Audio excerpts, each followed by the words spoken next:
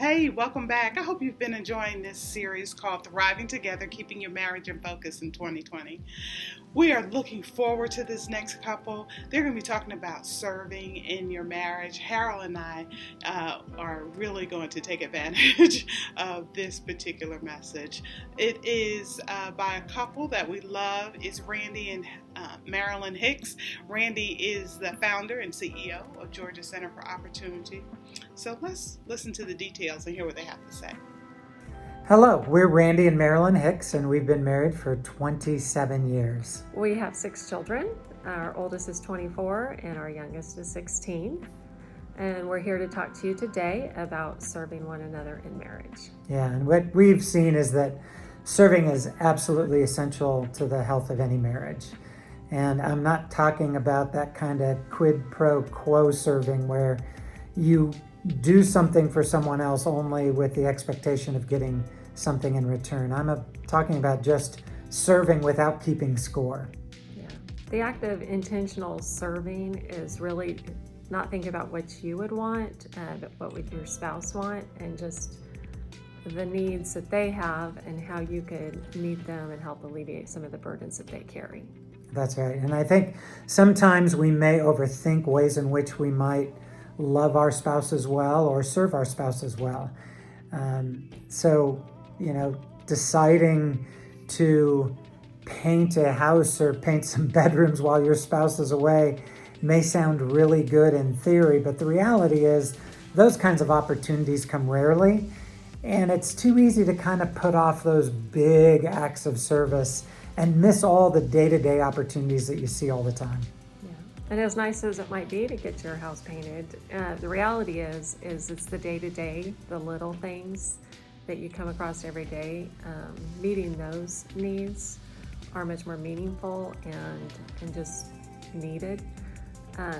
Simple things, help seeing where your spouse might need help, whether it's laundry, putting kids to bed, taking a car to get the oil changed, taking garbage out.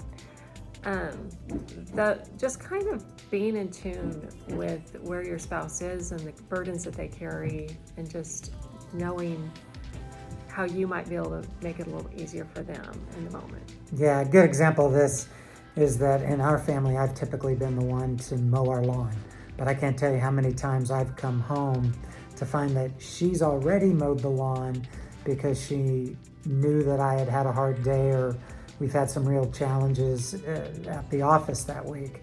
So that's a great example of just doing something special based on kind of the unique needs and experiences of your spouse. So when it comes to serving, don't overthink it. Just think about what your spouse needs and just try to meet those needs as you can. I mean, obviously you can't take away all their burdens or responsibilities, but in areas that you have got time and energy, think intentionally about how you can do that. Again, the big things are nice, the special dinner a weekend away, that's nice, but what we found is that it's the little acts of service day to day, week to week, that really make the biggest difference, because the reality is we can put things off by thinking we're going to do something big, right? But we can be intentional on a day-to-day, week-to-week basis, and that's what we really encourage you to do. That's what we try to do, and not always perfectly, by the way, especially me. But anyway, thank you. God bless you. Wow, Randy and Marilyn, thank you. That was great information. Harold and I will definitely take advantage of how you talked about serving your spouse in your marriage.